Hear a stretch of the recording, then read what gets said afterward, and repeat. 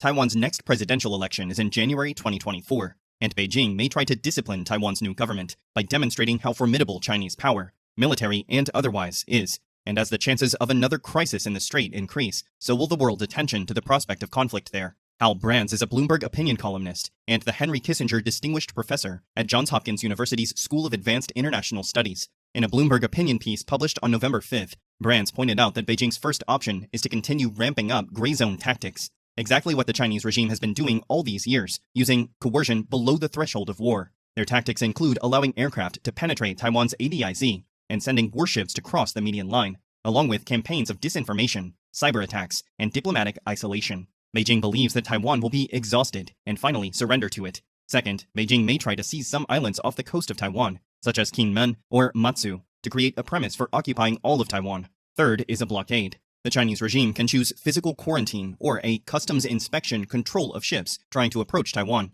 It could also carry out missile tests near the island to block sea traffic around Taiwan. Fourth, China's military will strike Taiwan with bombs and ballistic missiles to destroy the island's vital infrastructure, military facilities, and hardware, eventually forcing Taipei to surrender. Fifth is a full-scale invasion. This option would include airstrikes and assassinations of Taiwan's leaders. However, Brands also highlights the challenges for each choice. Xi favors the first option because he wants to avoid facing significant risks in a total war. But this choice will only make Taiwanese people more supportive of the ruling Democratic Progressive Party, or DPP, which advocates making Taiwan independent. This choice also invisibly pushes the US to increase its armaments and visits by high-ranking officials to Taiwan. The second option would be no different than pushing Taiwan to join regional military alliances against Beijing, and giving the US a reason to support the island against aggression. The third option pressures Taiwan into surrender due to economic shortages, but also gives the US and its allies time to prepare options to punish Beijing. The fourth option also brings risks to Beijing. Bombing campaigns in war history have only strengthened the people's will to resist the invaders.